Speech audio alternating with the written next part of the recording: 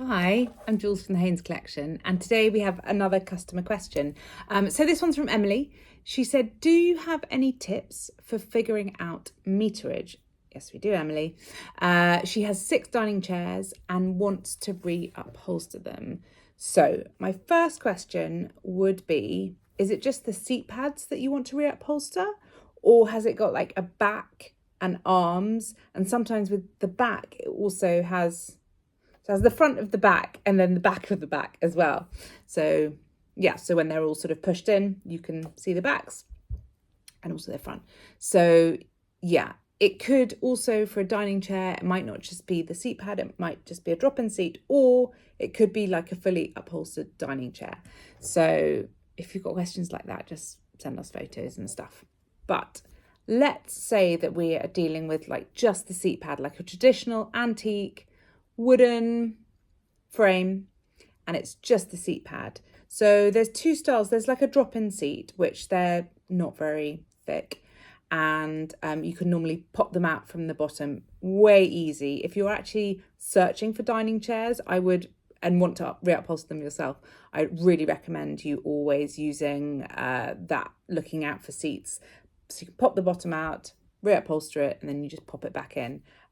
That's a really easy first piece of DIY upholstery I would go for. If you have that, then you just, where's my pen? Here we go. You would just have a measure of the actual seat pad and just add in a tiny bit of, what am I thinking of? Seam allowance. Turn it over, staple gun, then you're good to go. And then you can just drop it back in. If you want to be really neat, you can then cover up your staples with like another plain piece of fabric, but no one's going to be on the floor looking up at your chairs, so I would leave it. Anyway, depends what kind of perfectionist you are. And then if it's one of the slightly deeper dining chairs, I would say run your measuring tape up the side, along the top, and down the other side. And actually, if you do the same on the other side, and then you can work out a sort of square piece of fabric that you need to cover all of that area.